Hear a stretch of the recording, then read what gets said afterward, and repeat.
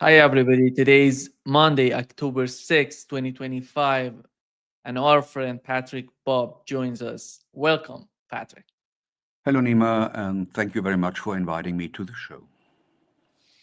Let me start, Patrick, with one of the latest interviews that Angela Merkel had with the Hungarian outlet Partizan, in which she said that Poland and the Baltic states blocked her initiative for direct talks with Russia in 2021, which she says later on in the talk, she says that in the interview, she says that that was the main one of the main reasons that boom decided to go with the special military operation, and she came to the conclusion that she believes that peace is possible, but only if Europe acts as a genuine restraining force and support Ukraine. What do you get from this sign supporting Ukraine, and what does that mean to you in your opinion?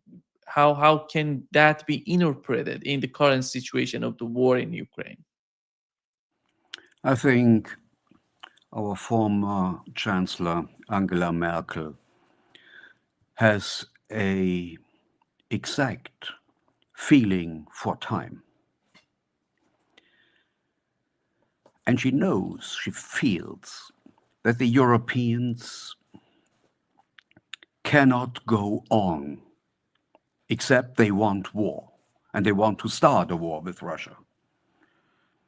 And now she tries to give the black card to Warsaw.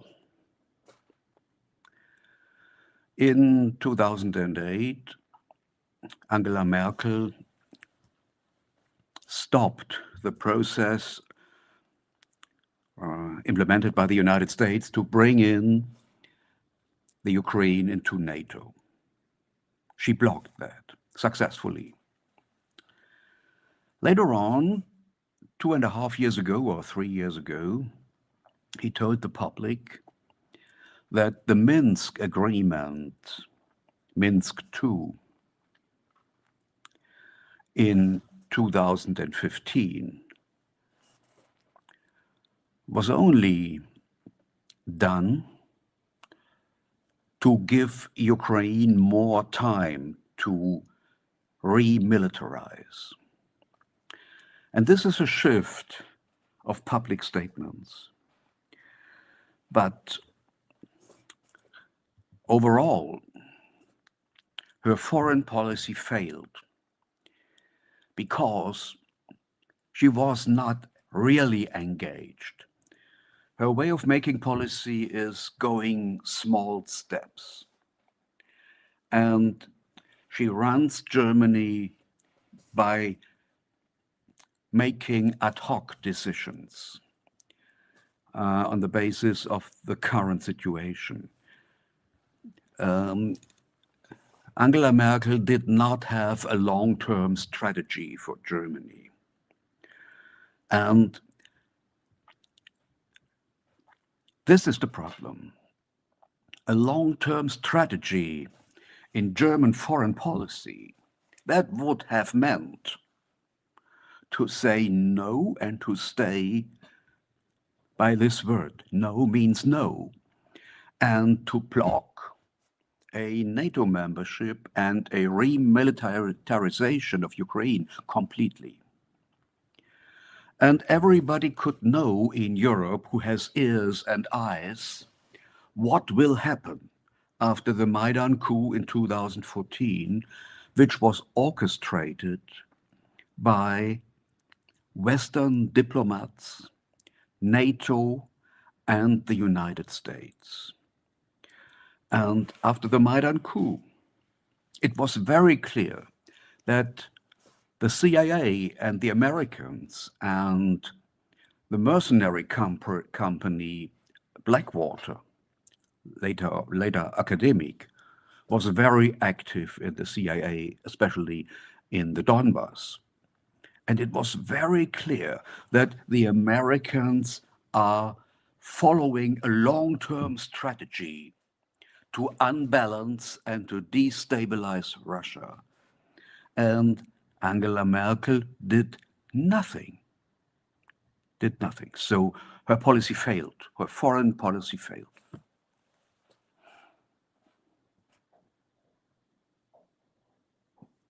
Patrick, before coming up, we were talking about the current situation of the conflict in Ukraine that you've mentioned.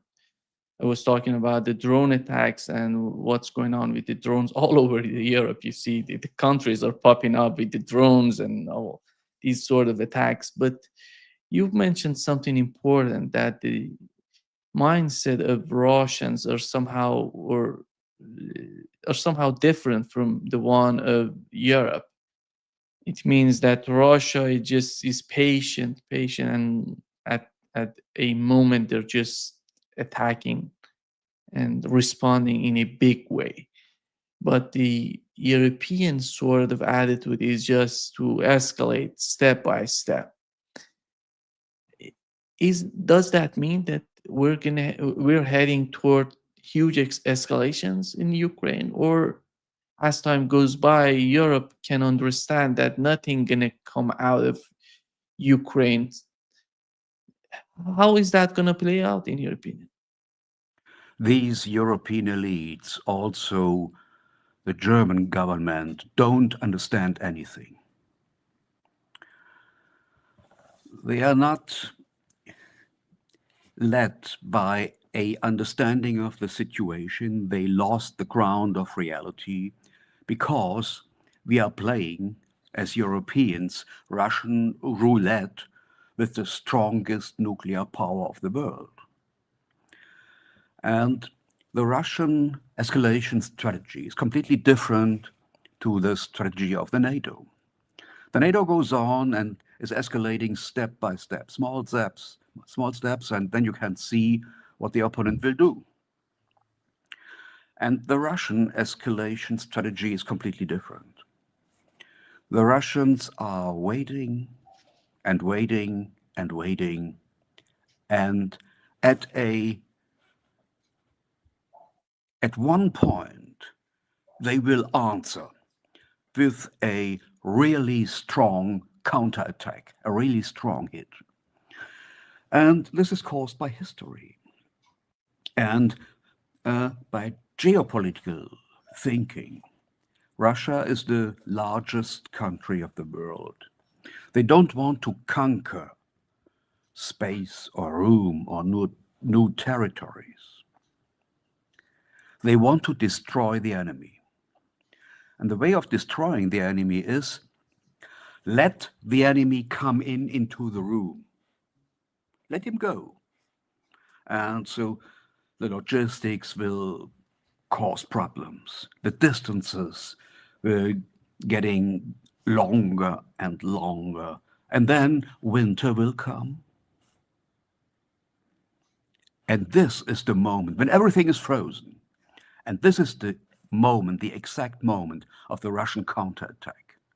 And this is the moment when you can destroy your enemy best. So in every Russian military academy, Karl von Clausewitz is something, and his book on war is something to read for every Russian officer. They are trained by Clausewitz, and they have an exact understanding of war.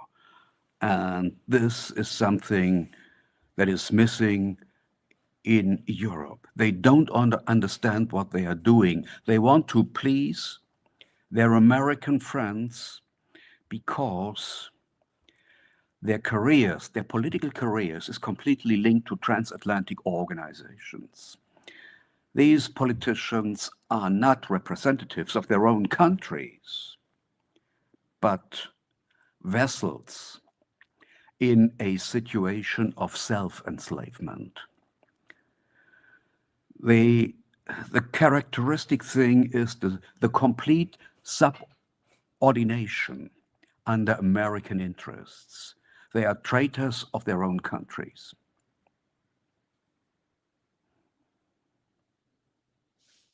looking at Vladimir Putin at Valdai, he was asked about the way that Donald Trump is calling Russia as a paper tiger. He was so calm, and he said that, so if we're paper tiger, we are a paper tiger. So what is NATO that is getting defeated by Russia? Is Russia confident? Is Russia so? What is behind this sort of patience and calmness on the part of the Russian president? Do they really feel confident about what's going on in Ukraine, or they're somehow concerned about escalations, but they're not. They don't want to show it to us. Your take on that? First of all, Mr. Putin held a speech of 45 to 50 minutes. And as every year, he discussed 3 hours with political scientists, managers, historians, journalists, 3 hours. I cannot imagine that a Western European politician could go through this in the way the Russian president did every year. So he's very clear in his brain, and he has pretty good advisors. Because a president of such a huge country cannot know everything, but he must have advisors who are preparing the files for him. And he must have very good advisors. The next step is the Russian Federation is completely autark. They have everything in their own country. They need no imperialistic policy. They don't need that. They have everything, what they need. And they know that. The third thing is the U-turn of the Russian economy from Europe to Asia was very successful. It works. And now the gas, who was destined for Europe, is going through power of Asia to China and India. And that works. That means the Russian economy is very profitable. The Russian economy is growing and the German economy is shrinking. That's the difference. And Putin knows that. And the fourth point is Putin declared that. He said that especially the Europeans and the German economy will commit suicide. And so the Kremlin and all Russian political leaders are very confident that time is playing into their hands. And the fifth point is Russia is fighting a war of decision in Ukraine. It's a game all in because they don't want American missiles in a distance of 500 kilometers in front of Moscow. This is the same thinking that the Americans had during the Cuban crisis. They don't want to have the missiles of their enemy in front of their face. That's all. And the Russian Federation will not step back. They will not go back. Not a single step. They don't get back. And they are winning on the battlefield, step by step. And so Western politicians are provoking Russia by, for example, Chancellor Merkel says, we will become the strongest military power in Europe. Okay. And Putin said, there will be an answer. And the answer is the Russian military tries to destroy the Ukraine economy completely by hypersonic missiles. And this is the process we are facing, we can see right now. That's the point. And well, I told you something about Russian military strategy, and they are going along this strategy step by step. You have to keep in mind that the whole battlefield is under surveillance. Satellites, drones, AWACS from the sky. They can read your cigarette brand. They know everything, and the secret services know everything. And the Russian military tries to use that for their tactics. No large tank raids, but a lot of artillery to destroy the front line of the enemy. Small groups are coming in, are invading, and going back if there is much resistance. This is a slow process, and the Russian military tries to minorize their own losses and to boost the losses of the Ukrainians. According to a Russian leak of the Ukraine General Staff, we can count 1.7 million losses on the Ukraine side. That means the Ukraine is bleeding out. And so if the European countries, the EU countries, want to continue fighting Russia, they have to decide if they want to step in, if they want to send in soldiers of their own. And I'm very interested what will be happening in Germany when the young men and women are told, go to Ukraine to fight for Western values. I think I'm going to make me a cup of coffee. He was asked about the drone attacks in Europe, and his take was that they want to militarize Europe. That's the main reason, one of the main reasons for that. We were talking on this podcast about the possibility of false flag operations in Europe. I think the two go hand in hand. The false flag operation, the objective of militarizing Europe through this sort of, making some sort of panic within the society that they're going to be attacked by Russians. Russians are coming to them. How do you think that's the main reason in the mind of the European leaders when you look at Europe today and the way that they're trying to somehow, you know, I don't know, they're trying to amplify what's going on with the drone attacks. They're not so much, you know, they don't try to describe what is going on with the drones. It's somehow some sort of mystery in Europe. You look at the news, nothing substantial coming out in the news addressing what is happening with the drone attacks. When Russia talking this way, what do you feel about the policies in Europe and the way they want the society to understand these drones?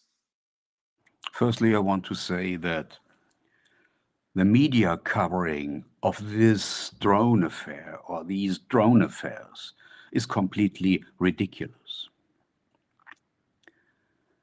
And this shows many journalists today are completely ignorant. They don't want to see the facts. They don't go by the facts. This is ideology driven. So let's have a look on the Polish drone situation.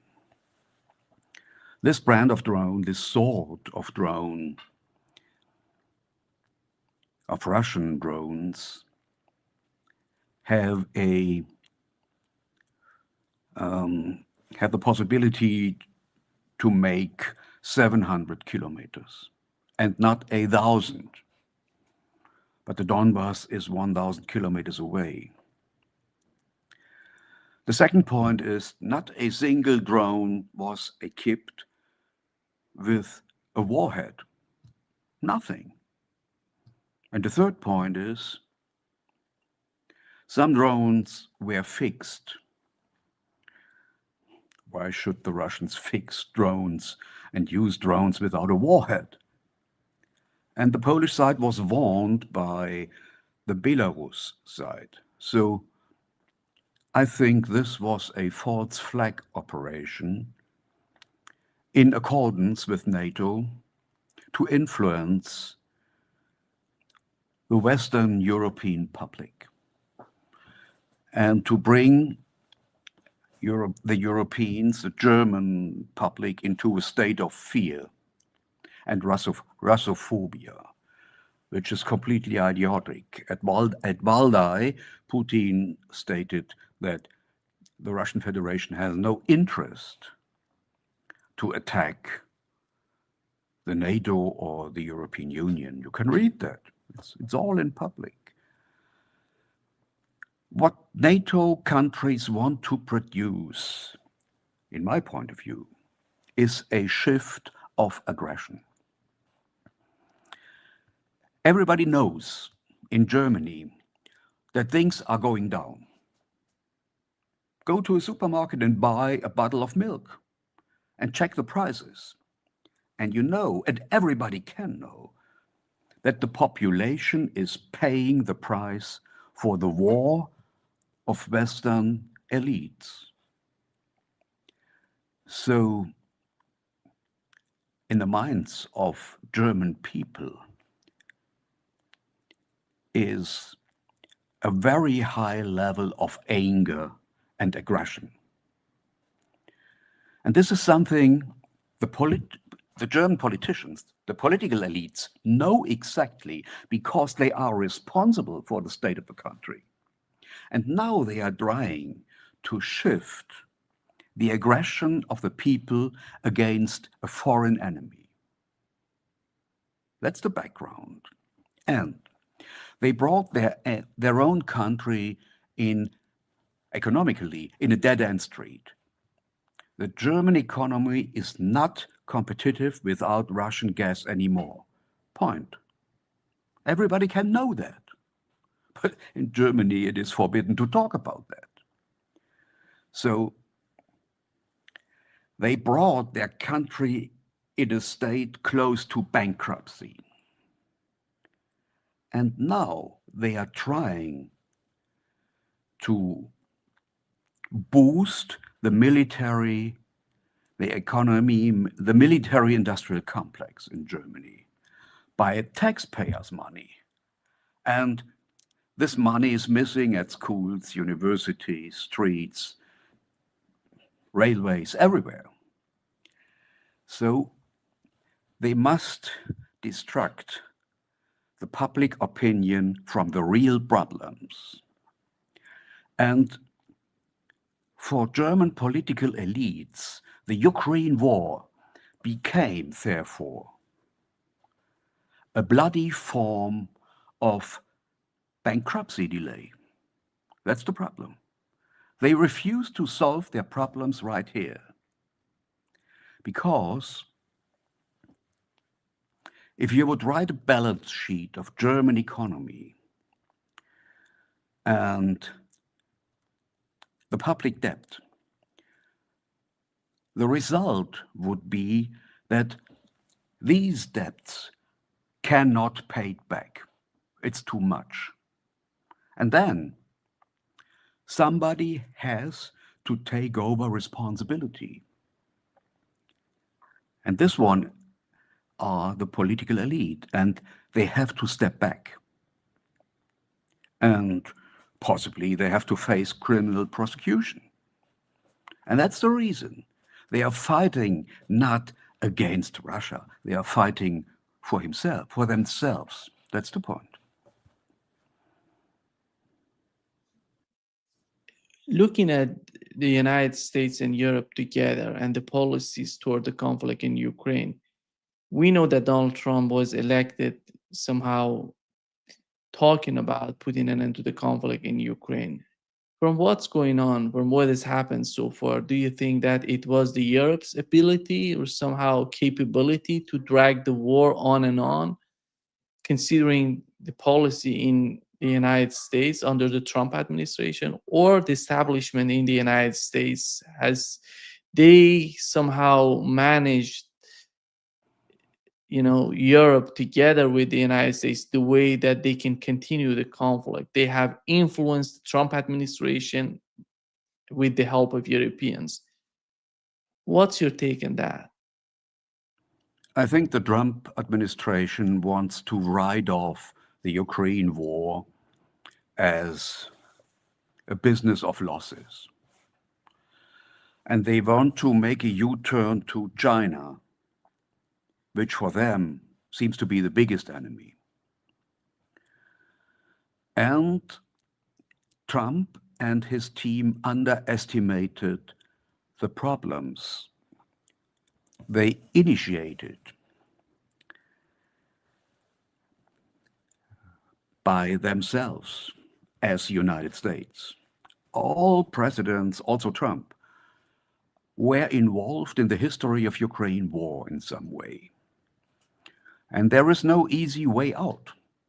It's a very, very complicated conflict. And this conflict is difficult to solve.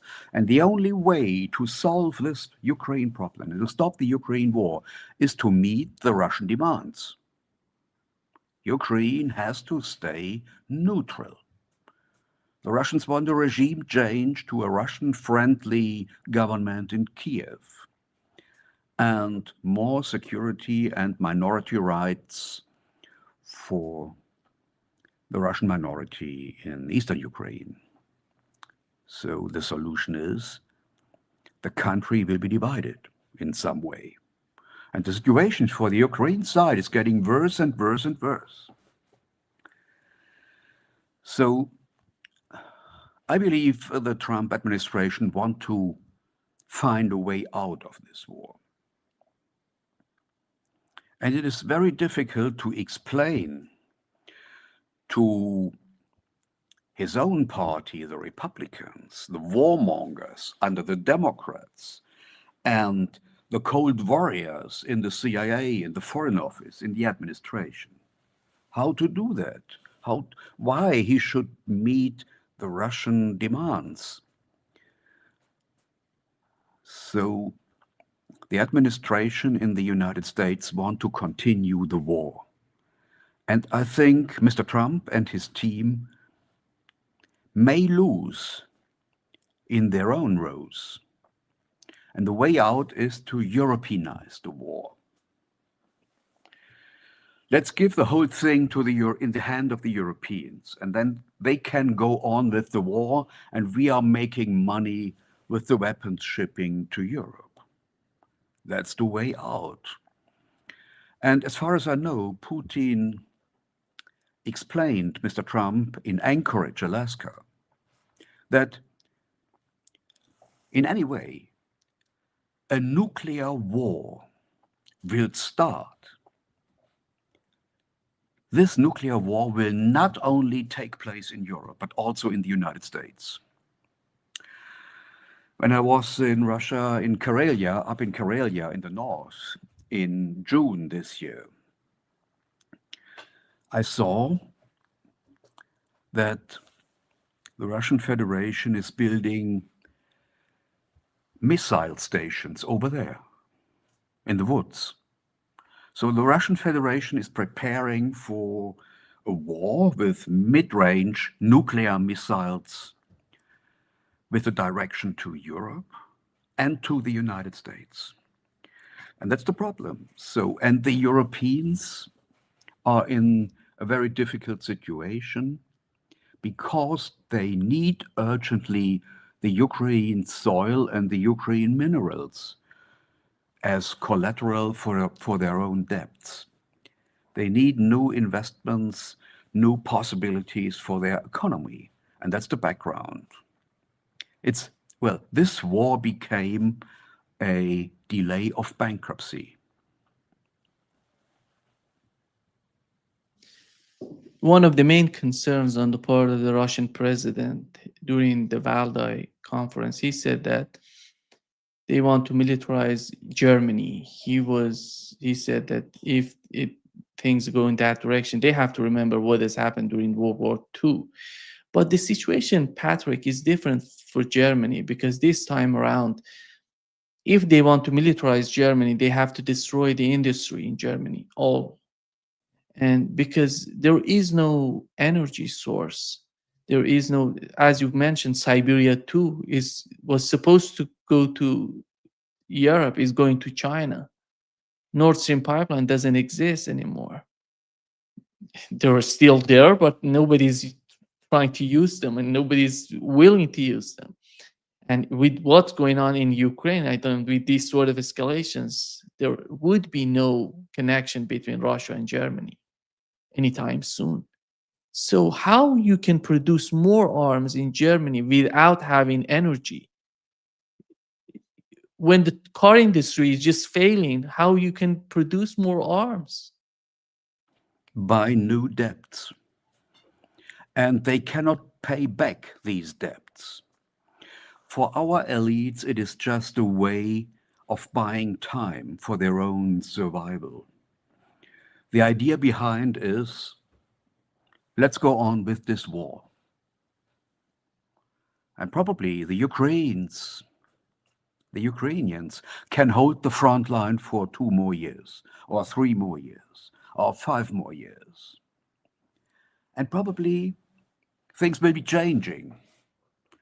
And possibly then we have the possibility to find a way out of this misery. But this is, well, it is completely idiotic to provoke the strongest nuclear force in the world. There was a poem of the German poet Bertolt Brecht about Kartag. After the first war between Rome and Kartag, Kartag was still strong. After the second war, you still could live there. And after the third war, nobody could find this place anymore. It was completely destroyed. And this is the fate of Germany when German people are still unable to kick those elites in the garbage can of history. That's the point. We need a change, an exchange of elites in Germany and in Europe as a whole. But at the same time, I have to say, especially Germany, and this is a difference to France and to the Netherlands, we are a country without any opposition. Only a small minority in Germany is ready to stand up against those elites who are destroying their own country. And I think this is a pity.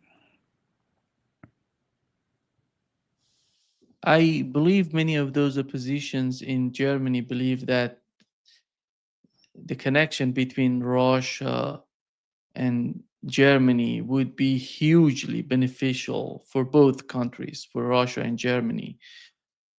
And why is not why we don't have this connection in, you know, these elites and those people who are somehow supporting the elites in Germany? Do they really believe that in a long run they can replace Russia with something else? I don't know, with some a country in the Middle East, which would be impossible in my opinion.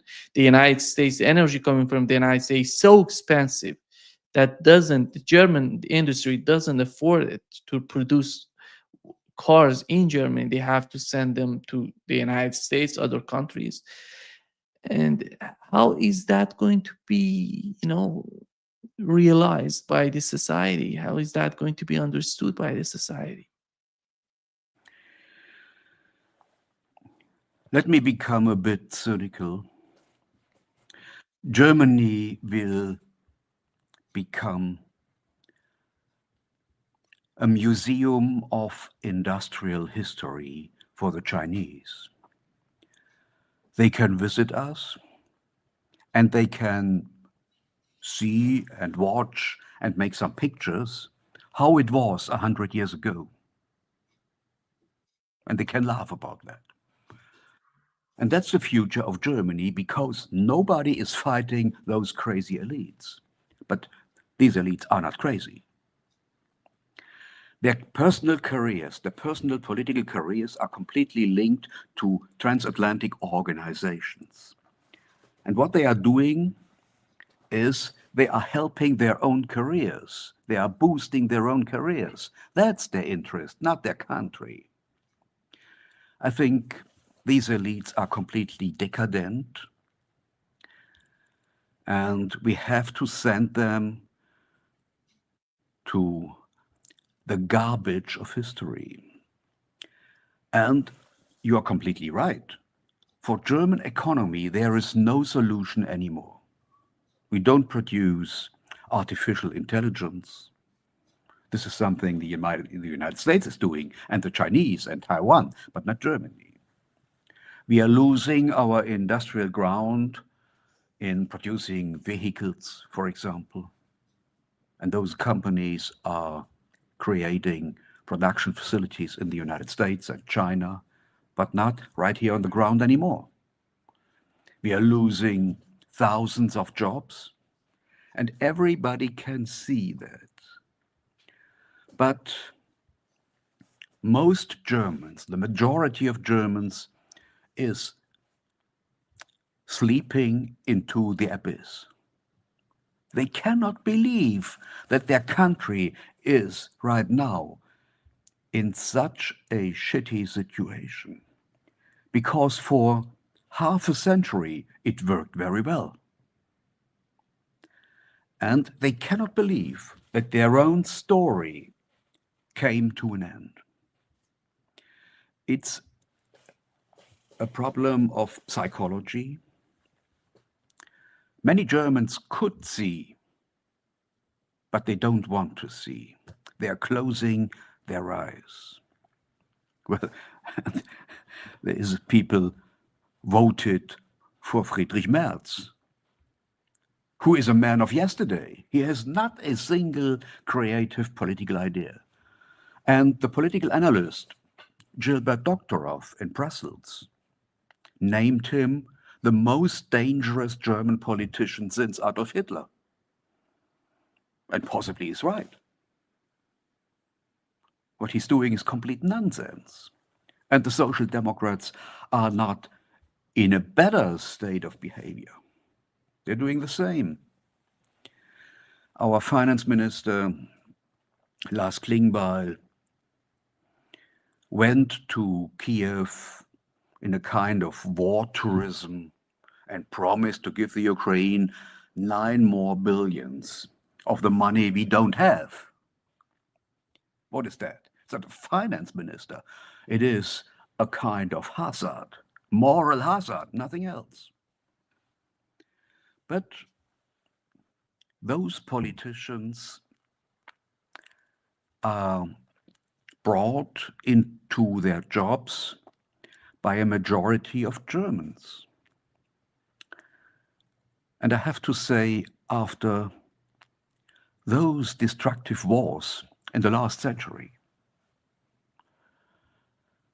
which originated from my country, from Germany, after those wars, if then a majority of Germans is sleeping against a third great world war or European war, I cannot solve a single of those 85 million people of their own personal responsibility. They all are guilty for the next war. That's very clear. Patrick, if the United States decides to get out of Europe, just let Europeans all together with themselves, what is the threat of the United States leaving Europe, in your opinion? Because after all, when I look at the conflict in Ukraine, I see who was influenced by the conflict in Ukraine. I would say mostly Germany in Europe. And you look at the attitude of Europeans in the war in Ukraine, mostly you see United Kingdom and Poland. I remember those the initial days of the conflict, Poland was in the front line of just being the hawkish, the most hawkish way toward Russia. And right now, I put the United Kingdom in that place. They have not been that much influenced by the war in Ukraine. But you look at Germany, it's unbelievable. And to me, it's right behind Ukraine is Germany. The way that German economy was influenced, was destroyed by the war in Ukraine. So if the United States decides to leave Europe, all these countries should communicate among each other. Is the European is the German, I don't know, the German leaderships, are they going to say to other European countries, so we've been influenced a lot during the conflict. Are you going to help us? Are you going to trying to do something about it? Or we have to continue sacrificing everything for the case of Ukraine, which is you are advocating mostly for the war in Ukraine. I'm talking about the United Kingdom, for example, or Poland. First of all, the United States won't leave Europe completely because they don't want to give NATO out of their hands. NATO is an American organization. And the NATO is a transmission belt of American interests in Europe as a whole. They won't leave Europe. The European politicians want to bring the United States deeper into the show because they have, against Russia, no air superiority.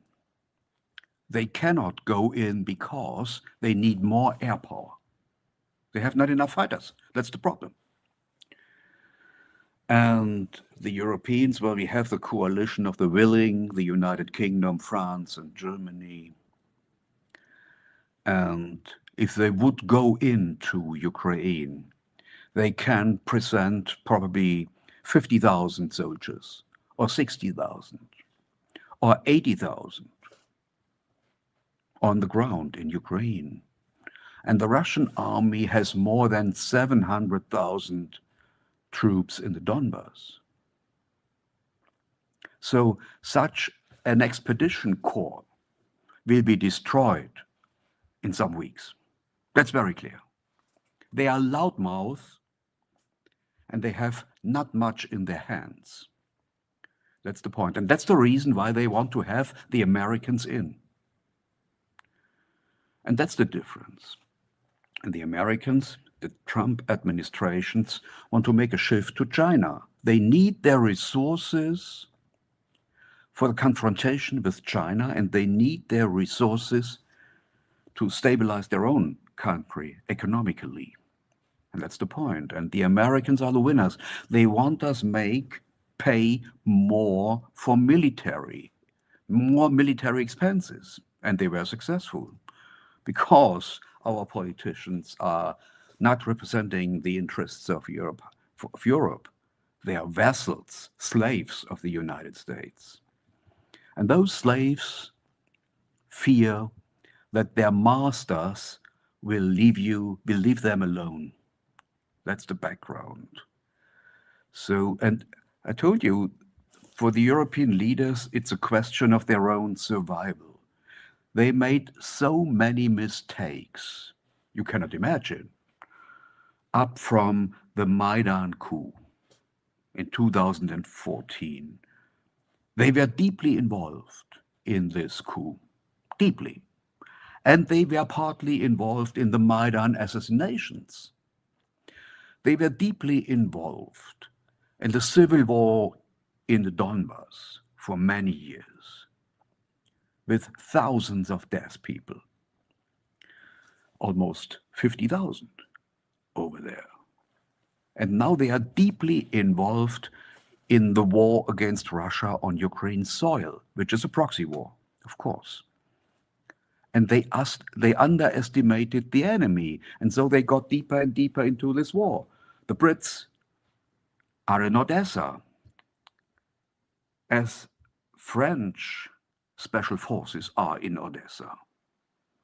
German tanks are rolling in Donbass. What would you think as a Russian guy? I can tell you what they think. They told me that. First, Napoleon came up and tried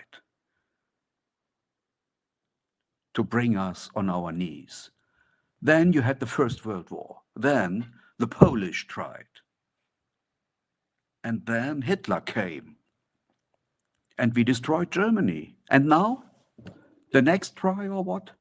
This is the perspective of Russian people in the Donbass. They won't be freed by Europeans. Everything bad came for those people from the West. That's the point. And the West cannot be successful. It's impossible. They can try. But this will end up in a nuclear war in Central Europe. And our politicians cannot see that. They are, well, as I told you, this is a kind of moral hazard, yes. They have no idea of their own responsibility. Because what people think, that German people want peace, that does not matter for these politicians. They want war. They want war because they would not die at the front line. The other ones would die at the front line. That's the point. They really think they could end the last aircraft to Washington just some hours before the war will start. That's the way German politicians think.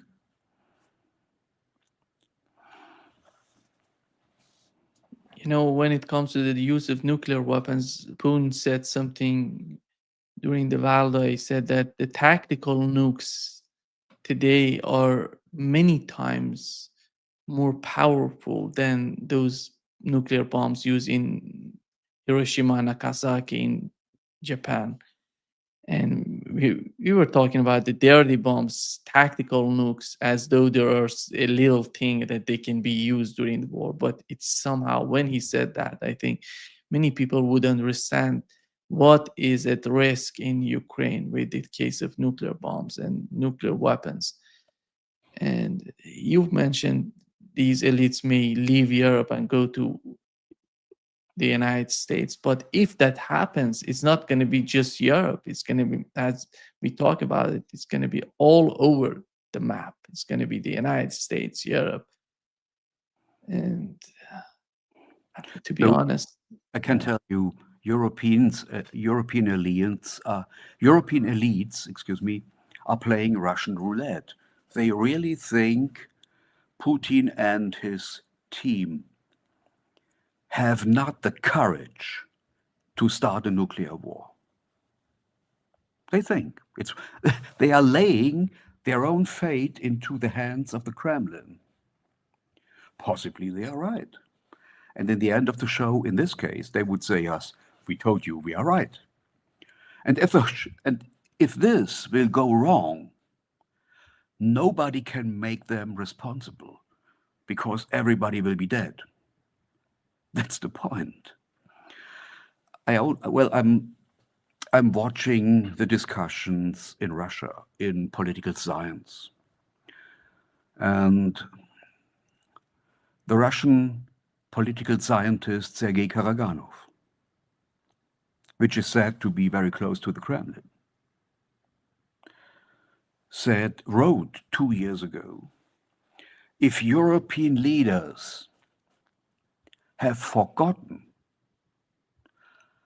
how the way to hell looks like, we can show you that. We can show you that. No reaction on the European side. And the Russian Federation changed their nuclear strategy. In the older days, it was completely defensive. No first strike, absolutely not. But now things changed. And in this Russian nuclear strategy, there is now written down the possibility of a first strike capability. And European politicians don't take that serious. That is something which is characterizing European politicians today. They lost ground of reality. This is a kind of apocalyptic blindness. They don't see what can come up. They are not interested in. They, they have to do so much to manage their own careers and their own character. They have no sense for reality anymore. That's the point. They are completely narcissistic, and their people will pay the price. We had a new poll in Germany. It shows that 3 out of 5 voters believe that Israel's actions in Gaza, in the Gaza Strip, can be called genocide. And it seems that the population of Germany feeling this the way that they're feeling about the situation with Israel and Palestinians. But it's not just about Germany. You see all over the Europe. You see in Italy, other countries, people are coming out against the policies in the Middle East. How is that going to fit the grand strategy of the EU, in your opinion? How is that going to influence the the future of morality, for because these politicians, where they're talking about Ukraine, they're talking about we have to be moral, we have to, these civilians are getting killed in Ukraine, we have to support them, we have to go to, I don't know, to the next level to help them. But when it comes to Palestine, you don't see that sort of policy being expelled, being somehow being expressed by the European leaders. How can you draw a line between the two sort of attitudes on their part? I'd like to mention that what Israel is doing in Gaza is just a genocide. This is not my personal opinion. It is the conclusion of papers of the United Nations.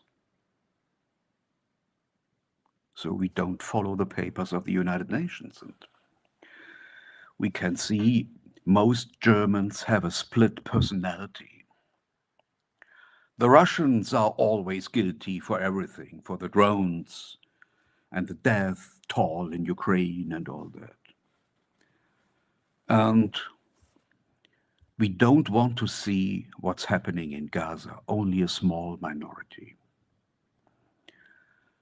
And the deeper reason for that is a guilt complex of the Germans against Jews. And the reason for that is that the propaganda in Germany says that we killed more than 10 million Jews during the Nazi dictatorship. But we also killed 27 million Russian people and Soviet people. So what's that? And this is a split. This split originated from the Cold War. In the western part of the country, we were on the side of the Americans, and the Warsaw Treaty Organization was responsible for everything. And in the eastern part, they were on the side of the Russians in this Cold War.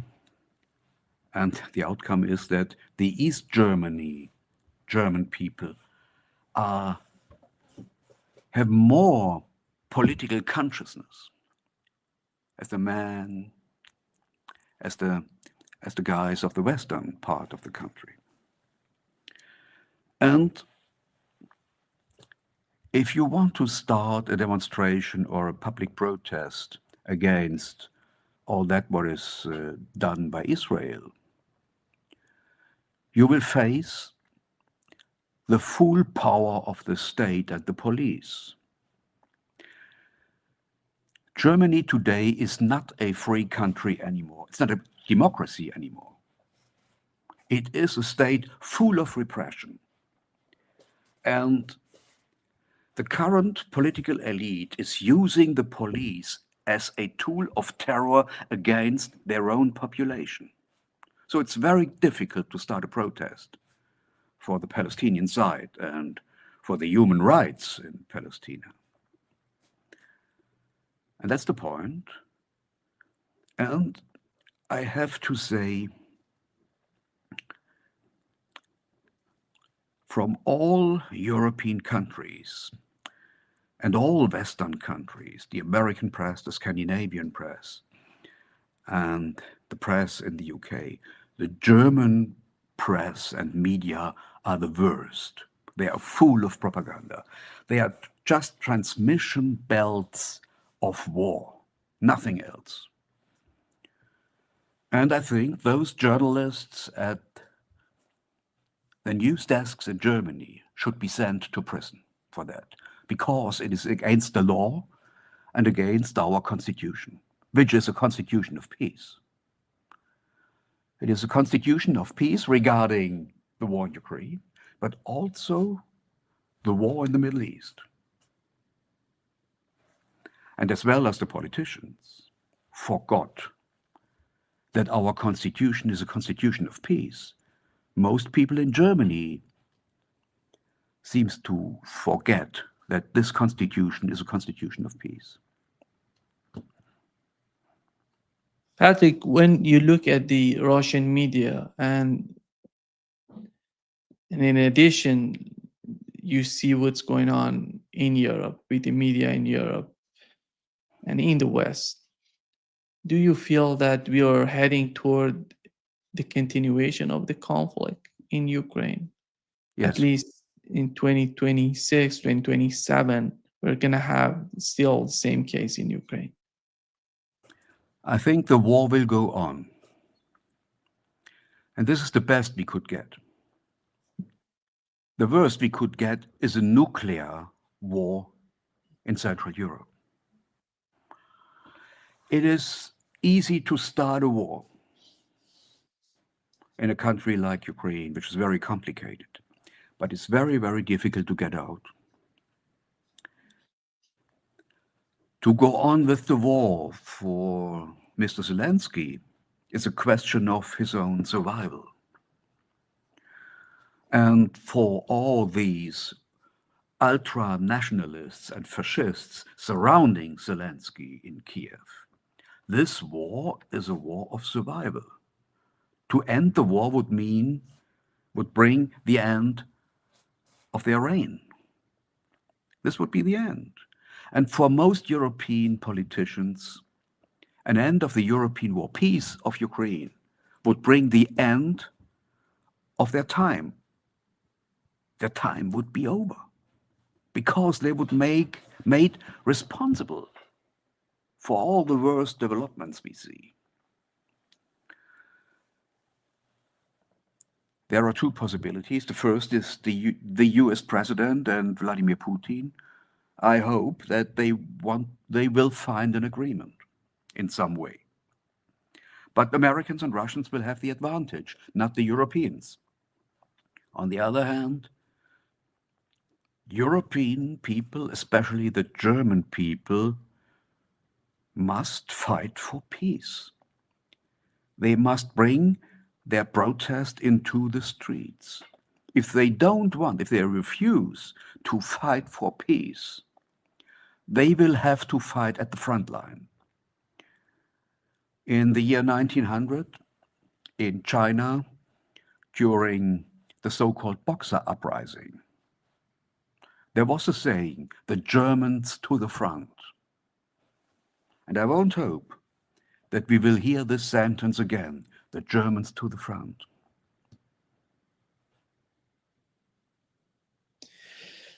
Thank you so much, Patrick, for being with us today.